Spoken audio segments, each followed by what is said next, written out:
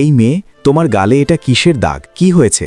এটা শুনে দারোয়ান ভয় পেয়ে যায়। না স্যার, এটা তেমন কিছু না, গতকালকে পা পিছলিয়ে পড়ে গিয়েছিলাম। তুমি আমার কাছ থেকে কিছু একটা লুকাচ্ছ, এটা স্পষ্ট দেখা যাচ্ছে চরের দাগ। নির্ভয়ে আমাকে বলো, কে তোমাকে চর মেরেছে? এটা বললে মেয়েটি ভয়ে ভয়ে বলে, আমাদের অফিসের নতুন ম্যানেজার ম্যাডাম। গতকাল সে লেট করে আসায় আমি তাকে বাধা দিয়েছি, তাই সে রেগে গিয়ে আমাকে চর মেরেছে। অফিসার বলে, সে কখন আসে? সে প্রতিদিন 12টা বাজে আসে স্যার। ঠিক আছে, তুমি আজকে চলে যাও, আমি তোমার জায়গায় ডিউটি করব। এই বললে মেয়েটি চলে যায়। এরপর অফিসার সিকিউরিটি গার্ডের ড্রেস পরে সেখানে ডিউটি করতে থাকে।